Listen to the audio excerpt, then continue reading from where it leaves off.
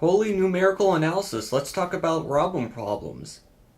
So basically, the Robin condition is a condition that involves the derivative and the value. So it's like when you're at an endpoint, if you're talking about if you're specifying what value um, the solution needs to take at the endpoint, then that's Neumann. No, if you specify what value it needs to take, that's Dirichlet. If you specify what the derivative needs to be, that's Neumann. And if you take a linear combination of those two, i.e. you're saying that the value and the first derivative need to satisfy some sort of like some linear combination of those two values must equal some specified constant, then that's Robin condition. And it turns out that these three, like you might wonder like if one's stronger or weaker than the other. If you're just at one endpoint, then they sort of turn out to all be the same. There are some weird things where like if you have Dirichlet conditions at both endpoints, then that's good. But if you have Neumann conditions at both endpoints, then you don't get uniqueness. And that's because, if you have a linear... Okay, I'm going off on huge tangents. So let's just go to this problem. So first of all, I don't like this problem the way that's stated because it doesn't make sense. So basically what we need to do is we need to consider the Robin condition and write it in variational form, and then look at the CG1 method matrix and look at how the Robin boundary condition is being used. Like, you might want to wonder, just because you have the CG1 approximation, does it actually exactly match the Robin condition, like for each step in the approximation? Or does it like completely ignore the Robin boundary condition? Or does it like somehow, as you get better and better approximations, does it approximate the Robin boundary condition? So, we've got this capital U prime here, and we've got a lowercase u here. So this doesn't make sense at all, because basically when you're using capital U's, you're talking about the finite element method approximation. And when you're using lowercase u's, you're talking about the exact solution. So these u's should either both be uppercase or both be lowercase. Now, what does this question say? It says the Neumann problem takes the following variational form. Find lowercase u and v such that blah blah blah. Okay, where v is defined by 8.15. Okay, so this should be the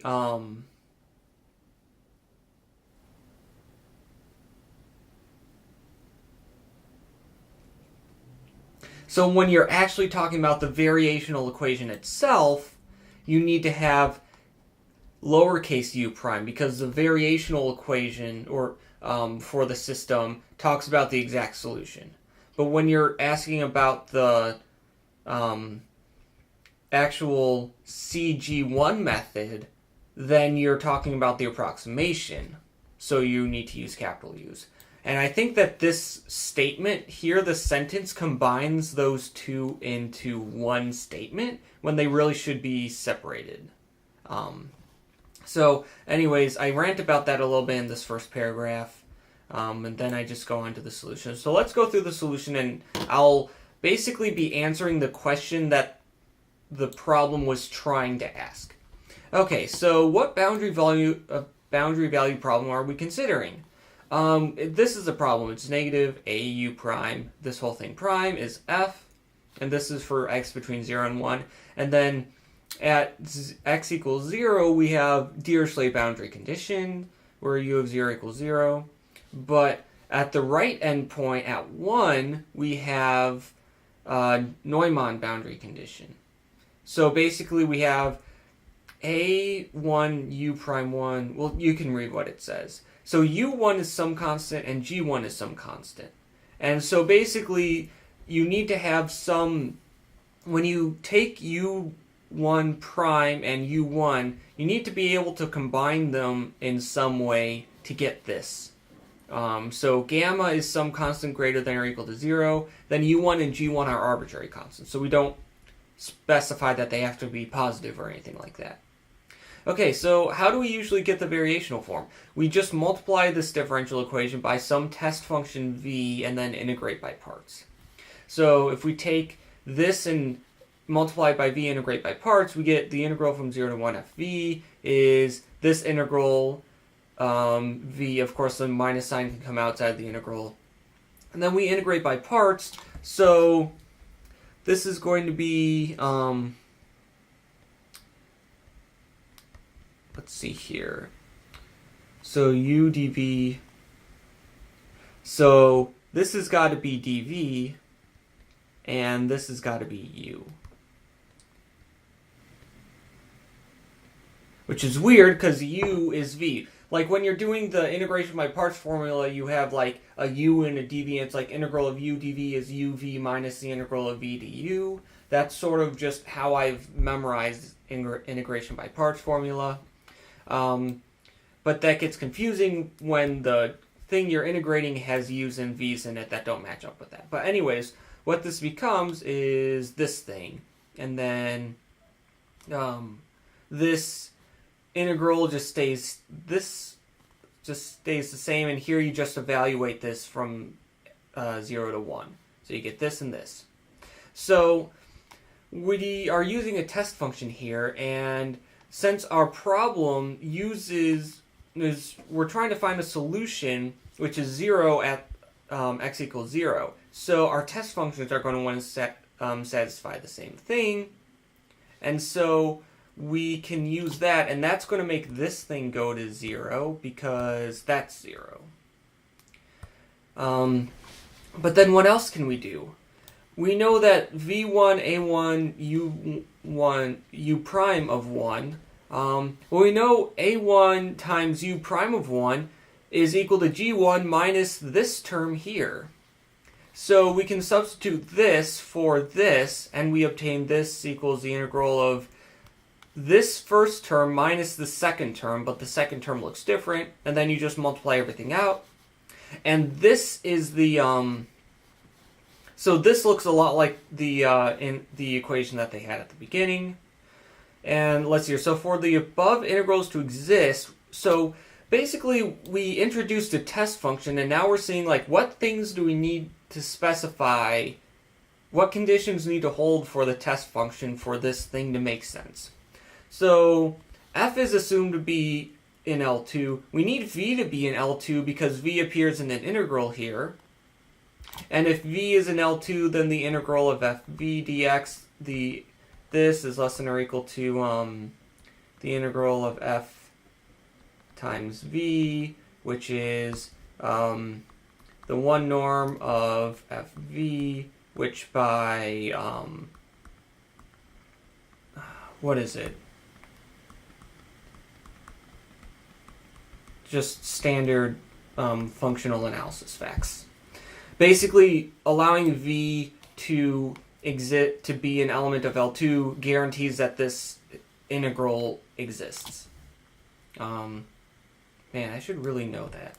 I'm completely blanking. Maybe I haven't had enough coffee, but whatever.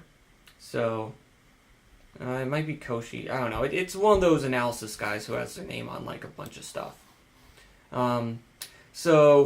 We've also got a v prime here, so we need v prime to be in L2 as well. So if we impose these conditions and we rearrange this a little bit, what we get is we need to find a u in v, where v is a set of v is the set of functions such that the functions themselves are in L2, their derivatives are in L2, and they equal 0 at x equals 0. They vanish at 0. So the problem becomes find some solution u in v such that for every other function in V, i.e. for every test function in V, this equation holds. This is just the same as this, but with the gamma u1 v1 moved to the other side.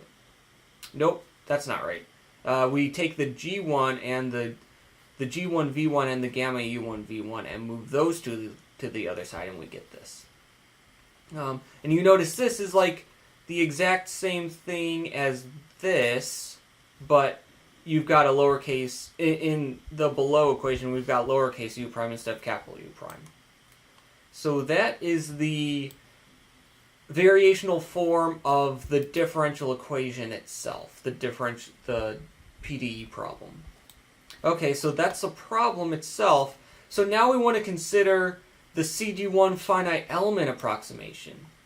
And so what problem do we want the finite element approximation to satisfy? So let VH be the space of continuous piecewise linear functions on 0, 1, which vanish at 0. Then we want to find some capital U, some CG1 approximation, which is in this space of piecewise linear functions which vanish on 0. Piecewise linear continuous functions, which satisfy this, which is the same equation as before, but with capital U prime and capital U. And this time it's for all V in this finite element, in this finite dimensional space VH. Okay, so that's what the problem was trying to ask, is to find both the problem of the given by the PDE in variational form, and then the problem for the CG1 finite element approximation. So now we want to get to work on this thing and see what the approximations look like in terms of matrix form. Okay, so VH, this is a set of piecewise continuous piecewise linear functions which vanish at 0. So if we've got our endpoints here, we got x0, x1, then we've got like xi, then we got xm, and xm plus 1. So normally what we use as a basis is these phi hats. So this is phi I. Well, no, not these hat functions. It kind of looks like a dunce cap, I guess. Where this is a function, it's continuous, piecewise linear, and it takes the value 1 on xi, and it takes the value 0 at every other xj for j not equal to I. So if we consider problems where we have like Dirichlet boundary conditions, i.e. we want our solution to be 0 at the endpoints, then we just start at x1 and go all the way up to xm, and so our basis only has m elements. But here, we do want our functions to vanish at x0, so that's fine, but we also want our functions, we don't require our functions to be 0 at xm plus 1. So we include this half hat here, which is phi m plus 1, and so even though, like, if you were to go further to the right here, you wouldn't know if it's continuous or not, that doesn't matter, because we're only looking at the interval from x0 to xm plus 1. So on this interval, it's continuous piecewise linear. So we've actually got, if you count these phis by where the center is, we've got 1, 2, 3, all the way up to m plus 1 for a total of m plus 1 basis elements. So yeah, so we've got phi 1 through phi m. These are the typical hat functions like here. Then phi m plus 1 is the half hat. Okay, so then we can rewrite, since u is an element of this finite dimensional space, it's just a sum from 1 to m plus 1 of the phi j's multiplied by some scalar, which we will call xij, or xij, but I'm just going to call it xi because xi is too hard to say. So for some constants z1 through xi1 through xi m plus 1. Okay. So now we take this finite sum for u, this thing, and we substitute it in for the CG1 finite element problem. Basically, we sub it into this equation up here, and then we get this thing. We get this, and then we simplify it a little bit more. Yeah, so what do we do with this? So for this, and we want this to hold for every single v in this finite dimensional space, so it needs to hold for every single basis element, i.e. if we replace v with phi 1 through phi m plus 1, it still needs to hold. So basically what we do is we take all these appearances of v and replace them with phi I. And we have to ensure that this equation holds for phi I for I from 1 to m plus 1. So we could write this in matrix form, as we've done before. A times xi equals b. Xi here is a vector because there's no index. If there were an index, this would be an element. There's no index, so it's just a vector. Xi equals xi1 all the way down to xi m plus 1. Okay, so what does this matrix look like? Aij is just, so it's just basically this thing. It's the integral from 0 to 1 of a phi I phi j prime dx. Basically what we do is we take these finite sums and we just look at each individual combination of I and j.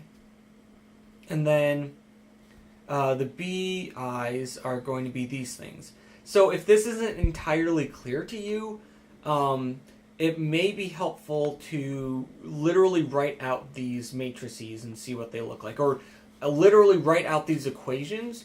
Like write out this equation, like write out this sum in like summation like xi1 phi 1 prime plus xi2 phi 2 prime plus dot dot dot plus xi m plus 1 phi m plus 1 prime. And then just do that and see how it gives you a system of equations. Okay, so suppose that A is 1 and we use a uniform partition. That is given in the problem. Yeah, A equals 1 on a uniform partition.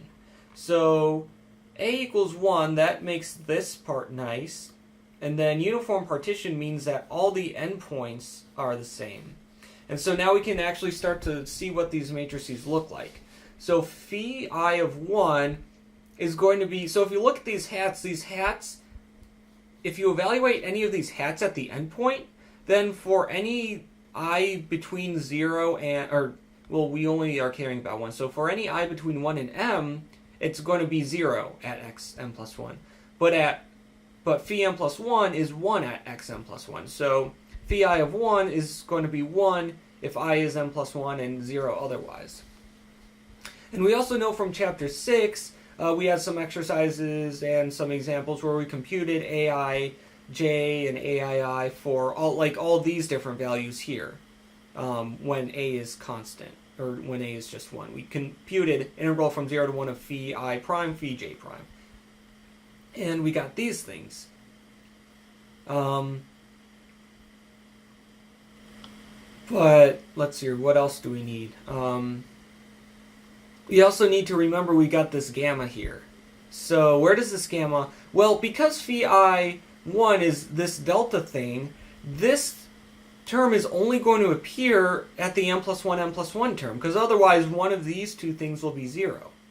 So that's why am plus 1 m plus 1 is going to be...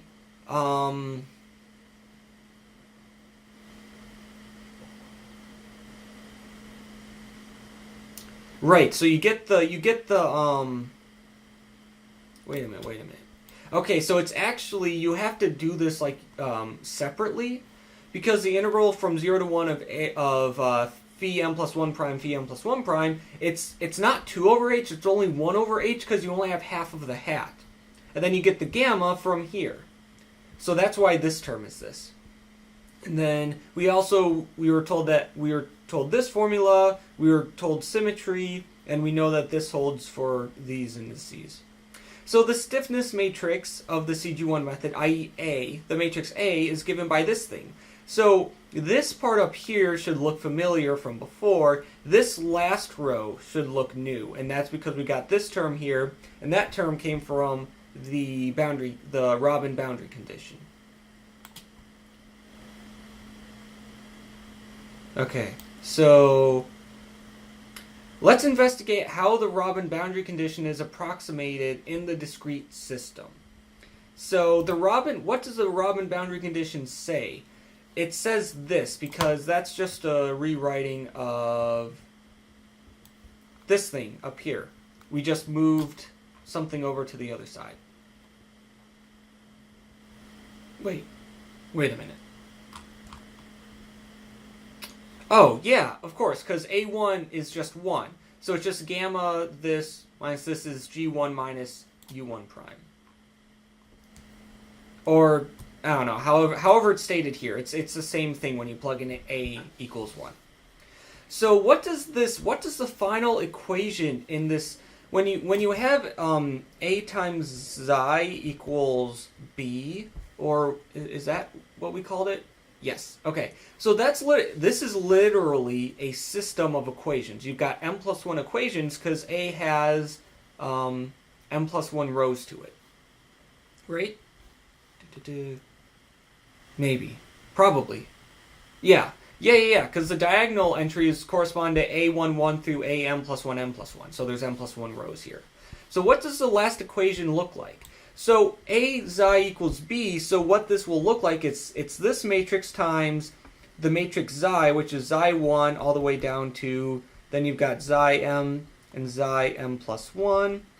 And then over here you've got B1 all the way down to Bm plus 1. Okay, so what you do is the last equation, you take the last row in A, and you take this column, and you do that dot product thingy that you do for matrix multiplication, and that needs to equal Bm plus 1. So what does that literally say?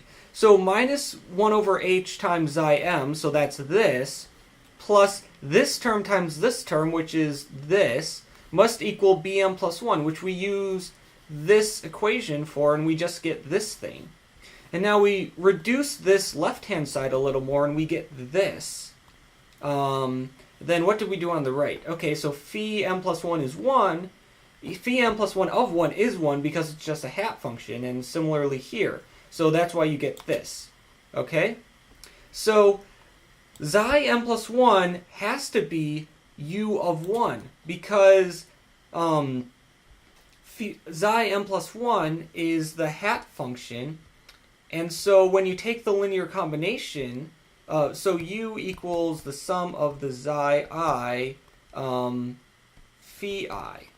So when you evaluate this at the endpoints, the xi i's actually give you the values of u at the nodal points, since each phi I is precisely 1 at xi. So that's why xi m plus 1 is precisely u of 1, because xi m plus 1 is capital U of xm plus 1, but xm plus 1 equals 1. Okay, so what happens as h goes to 0? Because as h goes to 0, that means we are considering finer and finer partitions. We're taking the uniform mesh is getting finer and finer. That's what happens as h goes to 0. We've got this term here. And what does this approximate? So this approximates xi m plus 1 minus xi m over h. So xi m plus 1, this is capital U of 1, and xi m is capital U of xm. So this is approximating u prime of 1. Well,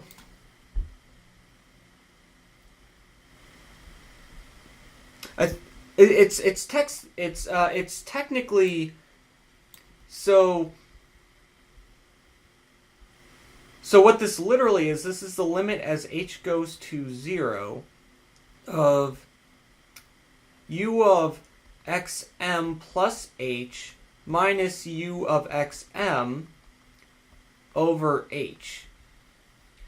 And this limit, this is precisely the formula for the derivative at xm.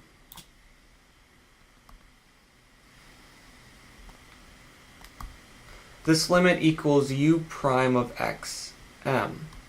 But as h goes to 0, it's sort of weird because as h goes to 0, m changes as h goes to 0.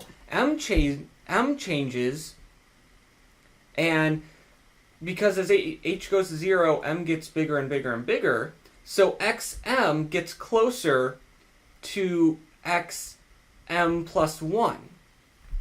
So as h goes to 0, u prime of xm is equal to u prime of xm plus 1. But this is just u prime of 1. So I guess now that I'm looking at this more, I sort of glossed over this a little bit. You do need to be a little tricky about what's going on here. And if you wanted to have like a really precise, rigorous proof, I think you might need to have a few more details in here. But it should be clear that as h goes to 0, this is the thing that approximates the derivative at xm, and so this thing is going to be approaching u prime of 1. So we're essentially going to replace this thing with u prime of 1. Furthermore, we know that f and phi m plus 1 are uniformly bounded, so what happens to this thing? We don't have any weird things going on in the integrand here, but this integral, xm, is going to get closer and closer and closer to 1, so this integral here is going to go to 0. So what's going to happen as h goes to 0? This thing's going to be replaced by u prime, capital U prime. This thing will gamma of xi m plus 1, that's precisely gamma u of 1 because of this, and then this thing's going to drop out, so we get g1 plus gamma u1. And this is exactly what the Robin boundary condition says. The Robin boundary condition was phrased in terms of u prime and lowercase u prime and lowercase u, but this is precisely the form of the Robin boundary condition.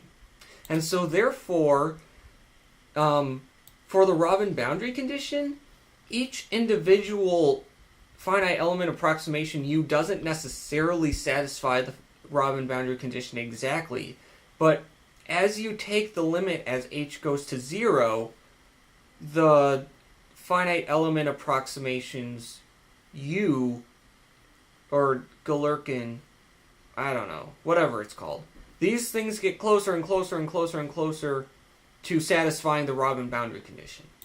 And that's what the problem was asking for. That's what the problem wanted you to observe. And so that's it. We've completed the exercise.